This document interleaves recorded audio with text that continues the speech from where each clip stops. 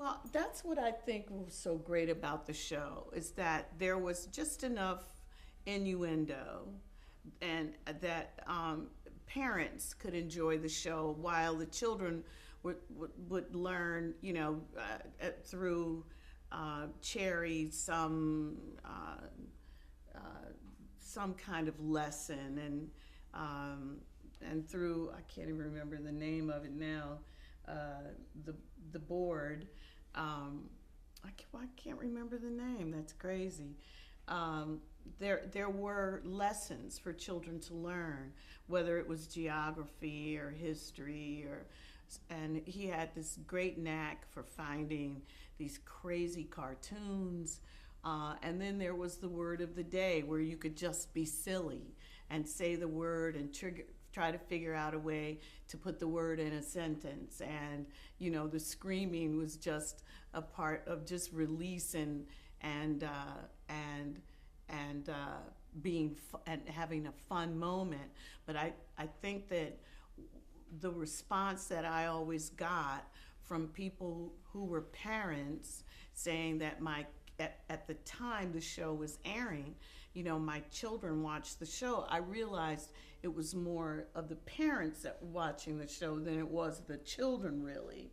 And one time I would just finish doing like this 2-hour show of Billie Holiday. She's, you know, doing drugs and she's drinking and some singing songs, and it's a one-woman show, and I come off stage and there's this guy there who goes, "This was really good, but my favorite show," and he goes into like an episode, and so people really loved the show, and this was someone who had sort of grown up with it, and I think it just really made a big impact on television.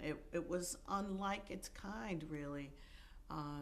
Very creative and innovative. And it was, at the time, I don't know if I even thought that or considered that I was on this groundbreaking show. I just knew that I had this new set of friends that I could have fun with. And I got to fly to LA first class. That was like, okay, cool. This is cool. Now, you talked about the appeal to kids and parents obviously liking to see their kids educated that way. But in between, there's a group of maybe perhaps chemically enhanced college students who like to watch the show Completely. at the time. And they were probably responding to what they've described as like the camp of the show or a subversive nature to the show. Did you have a sense that the show was campy or subversive at the time? Oh, are you kidding? Ice Cube speaking and, swirling around in the ice tray. And yeah, are you kidding? Staying overnight in our nightgowns. And yeah, very subversive and, tongue in cheek and very, very campy. Very campy. Missy Vaughn is like the ultimate in camp. Yeah, I think certainly we felt that, and I knew that college students were watching it, and I knew how they were watching it, and I appreciated how they were watching it, because it was sort of a trip that we asked you to take for a half an hour on Saturday morning.